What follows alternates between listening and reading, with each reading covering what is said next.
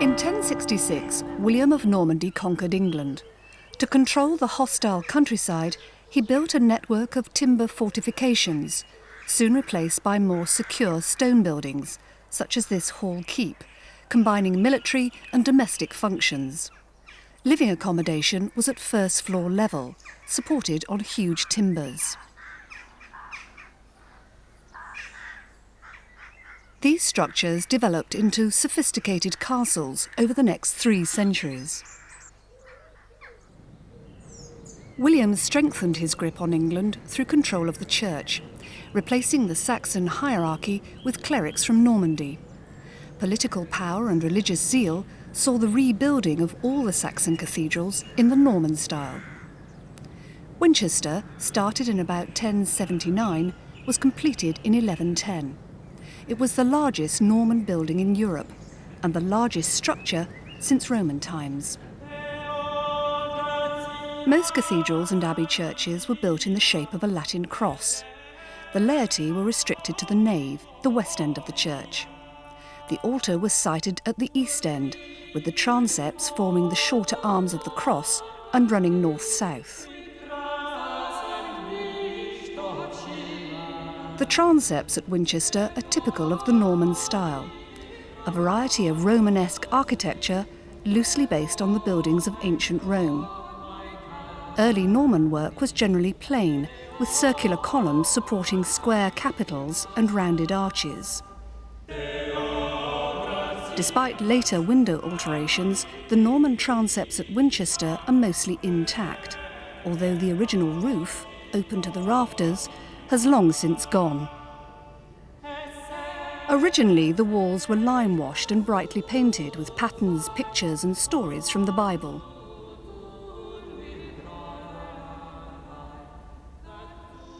Early Norman walls were very thick, in some cases over 10 feet. They often consisted of a thin stone facing with an infill of rubble and lime mortar. Over the years, the infill could settle slowly, leading to problems of instability.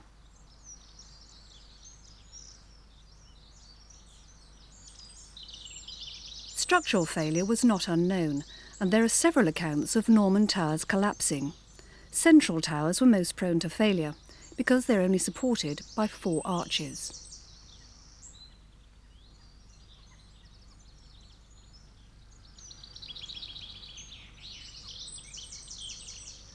Typical Norman external features, as seen here at Malmesbury Abbey, include shallow buttresses and interlaced arcading.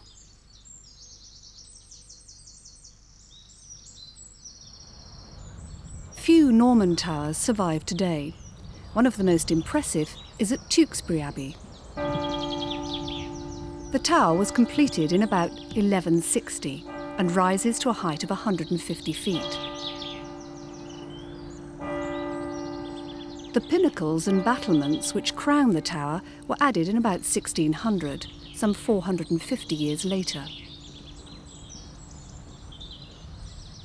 In the nave at Gloucester Cathedral, originally an abbey church, there are fine examples of Norman work.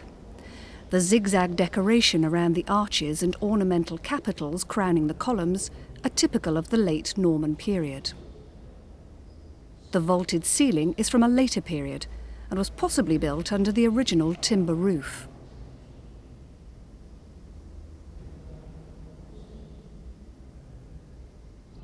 Toward the latter part of the 12th century, Norman work became highly decorative. Arches were often deeply recessed, with several small shafts in the jambs. A variety of simple repeating patterns decorated the columns and arches. The ribs of the vaults were often decorated in a similar style. In earlier Norman work, vaulting was usually confined to crypts. These were effectively basements situated under the east end of the church, housing the treasury and religious relics. Some contained altars. Vaulting developed from semicircular arches, but the height of an arch is dependent on its width. The wider the arch, the higher it will be.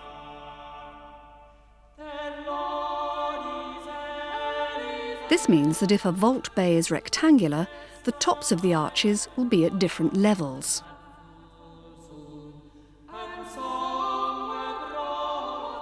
This produces a vault with clumsy symmetry and an uneven ceiling line.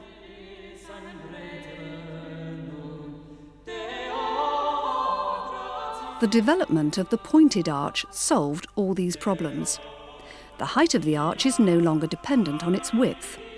By altering the radius, its height could be adapted as required.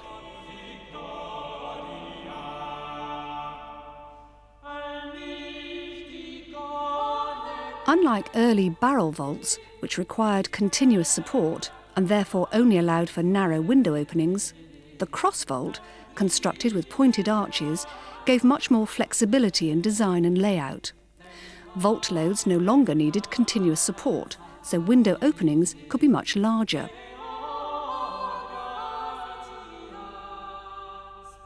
Wells is the first English church where pointed arches were used throughout. It is possibly our first entirely Gothic building. The influences were undoubtedly French and probably Islamic. The first phase of Gothic is now referred to as Early English, although this term would have meant nothing in the Middle Ages. Early English vaulting was simple and elegant, although it lacked the scale and height of its French counterpart. The nave at Wells, finished about 1220, shows a number of features found in other contemporary cathedrals and churches.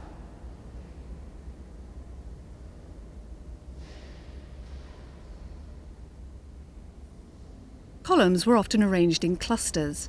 The development of better tools meant that capitals could be carved more delicately and undercut. Capitals were foliated or depicted local life. This man is obviously in some pain.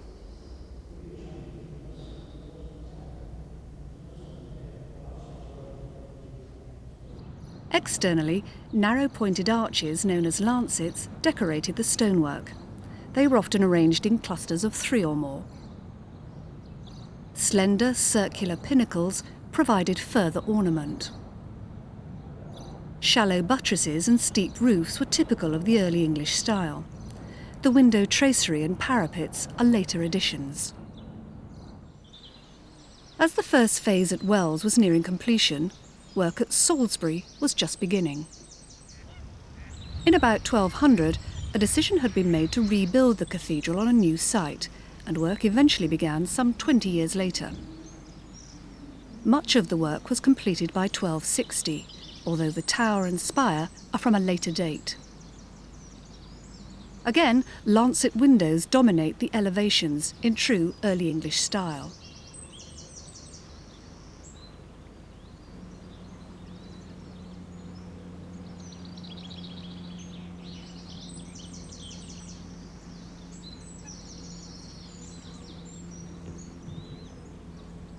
At Wells, the west front is a fine example of mature Early English work. The lancet windows are surrounded by statues set in niches, crowned with trefoil arches. The doorway is divided by a single shaft with a quatrefoil above. When first built, the statues and mouldings were brightly painted, giving a very different appearance from today.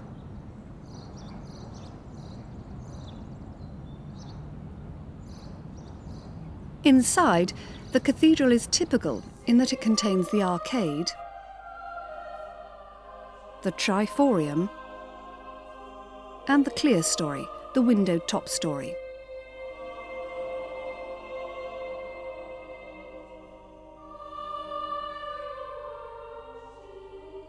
The ribbed vault, while decorative, also protected the roof above from the ever-present risk of fire.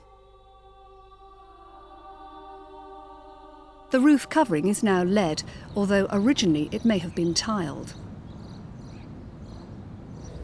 The roof structure is mostly original and comprises a series of trusses supporting purlins and rafters.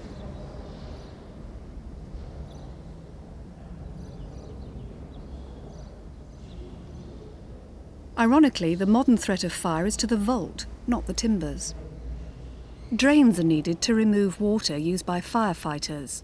Without these, the weight of water could bring down the vault.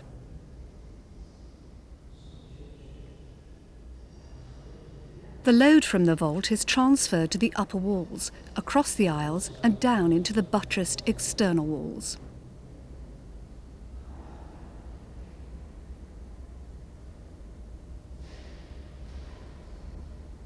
The loads cross the aisles via arches known as flying buttresses, hidden in the triforium. These also provide support for the aisle roof.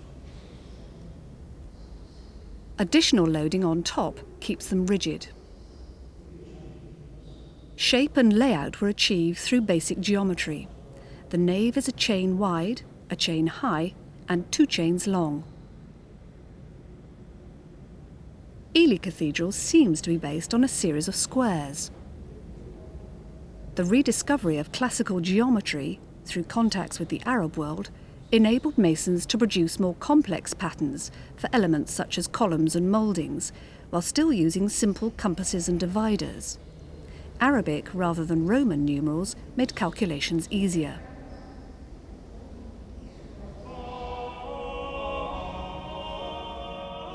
Some monastic orders, such as the Cistercians, sought peace and tranquility in remote areas.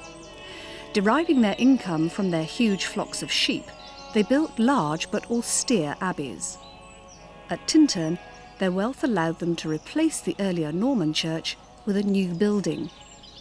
Started in about 1250, this new church is one of many which broke away from the early English style.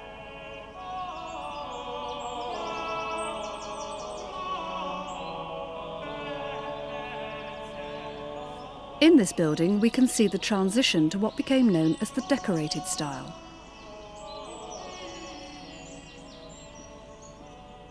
The transition is most evident in the design of the windows. They were now grouped under wider, equilateral arches. Non-load-bearing mullions separated the lights, and elegant tracery started to appear in the window heads.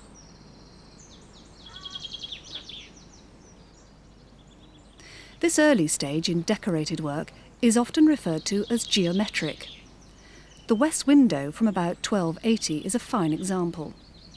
It is 7 lights wide with elegant fine bar tracery. Within the equilateral arch, a series of 3 cusped circles form a distinctly geometric pattern. Hereford's north transept is another fine example of geometric work. Vaulting was also evolving.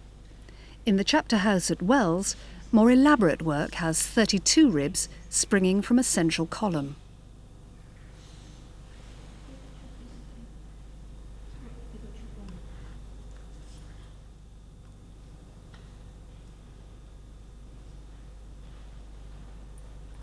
The complexity of the vaulting inevitably led to mistakes. This one has been wittily disguised.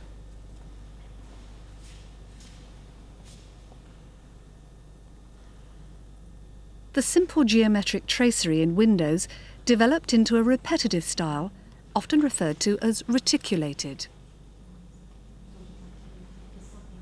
Leon vaults, with their sophisticated patterns and non-structural ribbing, also appeared.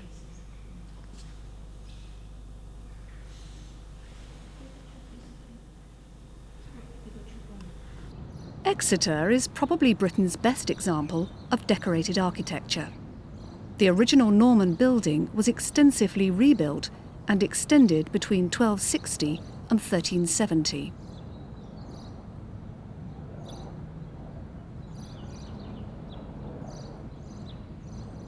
The west front, with its finely sculptured entrance screen and its elegantly carved west window, represents the very best of decorated work. The vault, with its additional intervening ribs known as tiercerons, was completed in the second half of the 14th century. It continues throughout the cathedral from west to east, a distance of 300 feet. But by the time the cathedral was finished, its style was already out of fashion.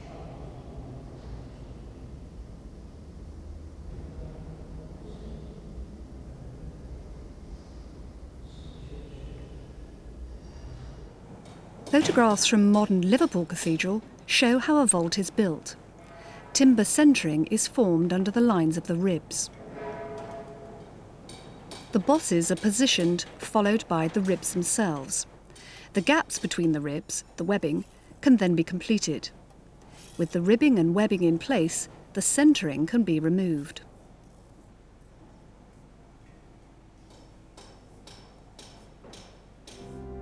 Only from below can the true majesty of the vault be appreciated.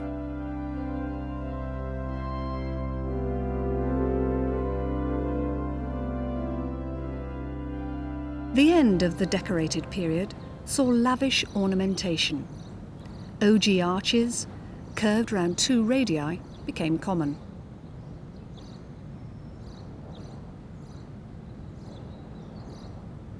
So too did ballflower decoration with its 3 incurved petals. At Hereford, the 14th century tower is covered in them. Windows, again covered in ballflower, became more fluid in style.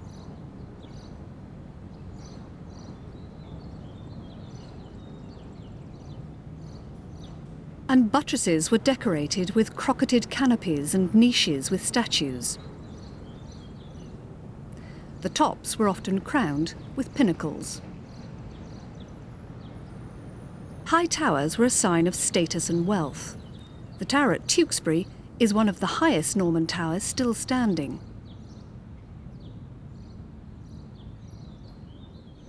At Winchester, the squat tower is a more typical example of earlier Norman construction. But tower failure was not uncommon. This church tower, built on marshy ground with inadequate foundations, began to sink soon after its construction in 1400. In 1460, the upper stage, built in a later style, was constructed at a different angle to compensate for the leaning base. In cruciform churches, the problem was much more complex because a central tower could only be supported on 4 arches.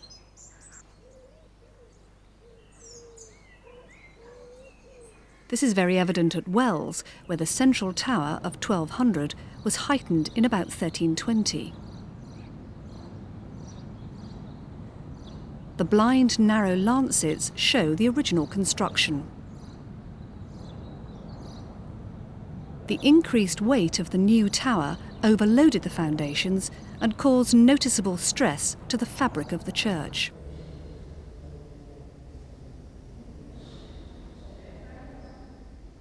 Further settlement was avoided by inserting scissor arches inside the church.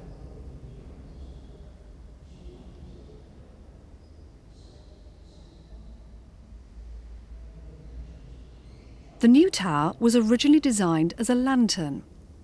Its interior could be viewed from underneath, and before later alteration work, windows in the tower would help illuminate the crossing below.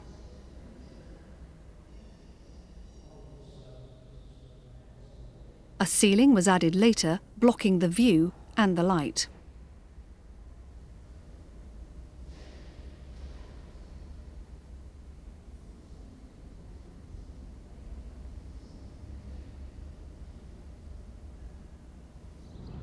In 1327, Edward II was murdered and buried at Gloucester Cathedral, then still an abbey. Edward III, and pilgrims visiting the tomb, provided funds for the reconstruction of part of the church. A new style was evolving, the final phase of Gothic, perpendicular. This architecture is exclusive to Britain, and although no cathedrals were rebuilt in the perpendicular style, several were remodelled. At Gloucester, the earlier Norman work can just be seen behind the arches.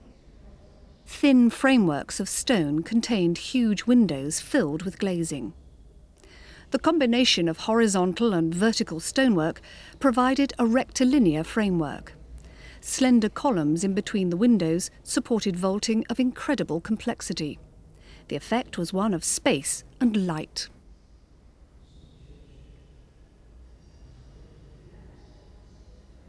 The vault, with its tiercerons, leons and 3-centre ridges, is stunning, if perhaps overly ornate.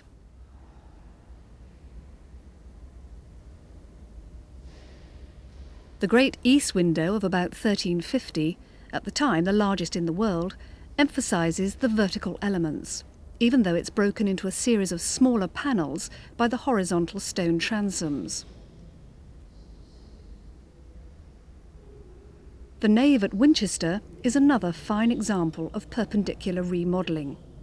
The new vault, which dates from around 1400, is supported by existing Norman walls, recased in the perpendicular style.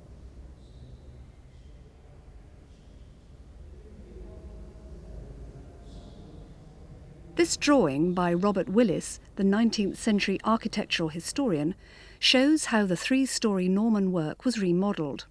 The triforium was removed, creating a two-storey nave with large clerestory windows.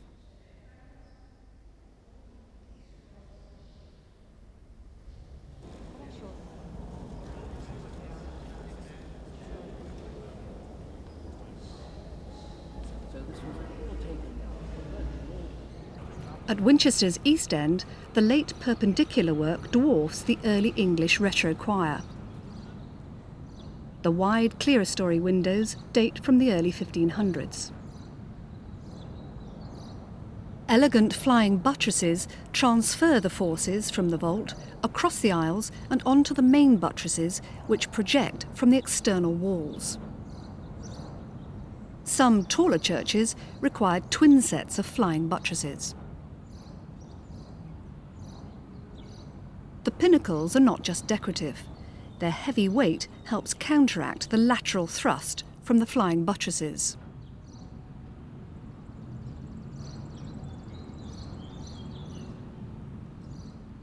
During the 15th century, the perpendicular style was adopted for hundreds of new and remodelled churches. Details varied, but the common denominator was the rectangular panel with its arched and cusped head.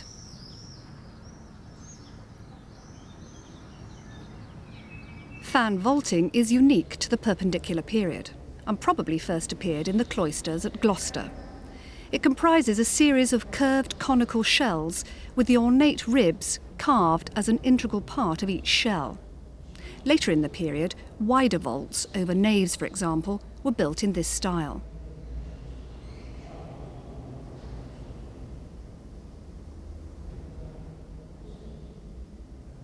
In the early 1500s, the Gothic period ended. The Renaissance, the Reformation, and Henry VIII's dispute with the papacy all played a part in its demise.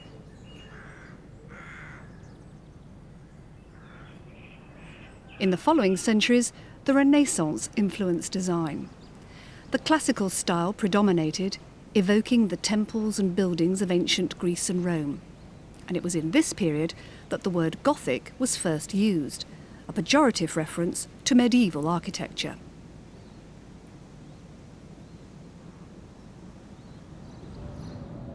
In the early 19th century, Romantic nostalgia and moral fervour led to a revival in Gothic architecture. Many religious and secular buildings were designed to reflect the medieval style. At Woodchester, deep in the Cotswolds, lies Woodchester Mansion. Pugin, the famous neo-Gothic architect, was involved in some initial design work, although the final plans were drawn up by a young localman, Benjamin Bucknell. The design is a blend of traditional Cotswold work and medieval French Gothic.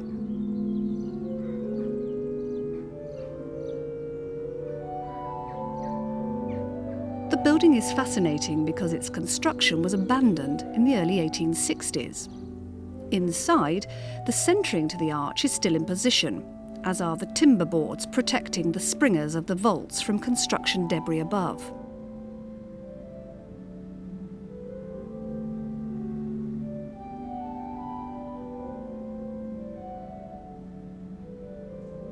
Bucknell was clearly influenced by Viollet-le-Duc, a contemporary French exponent of Gothic architecture. Le-Duc's famous treatise on medieval architecture was published in 1854.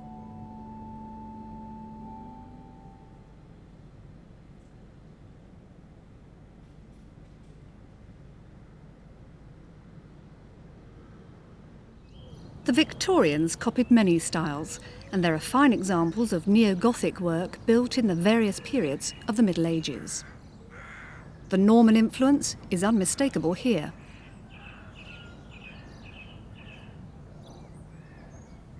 This parish church, dating from the middle of the 19th century, evokes the early English style of Wells, Lincoln and Salisbury.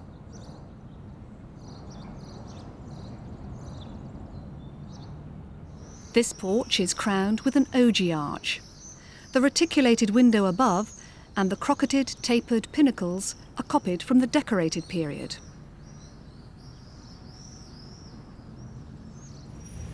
The Wills Tower in Bristol, built just after the First World War, is the last building in England to be designed in the Gothic style.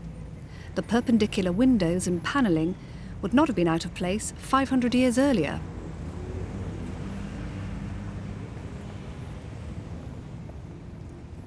The greatest modern Gothic building in England is the Anglican Cathedral at Liverpool.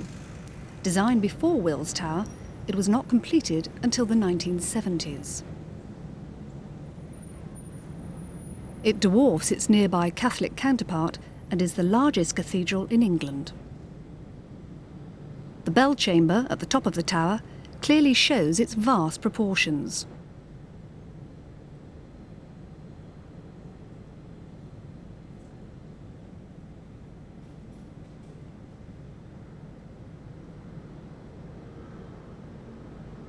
There are 14 bells in total.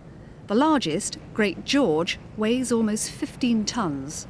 It's the largest bell peal in the world.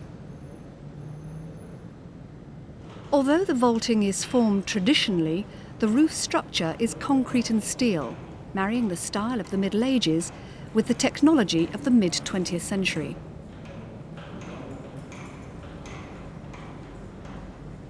Liverpool Cathedral is not early English in style, nor is it decorated or perpendicular. Nevertheless, it clearly embodies the Gothic spirit, and it's inconceivable that this country will ever again see a greater Gothic edifice.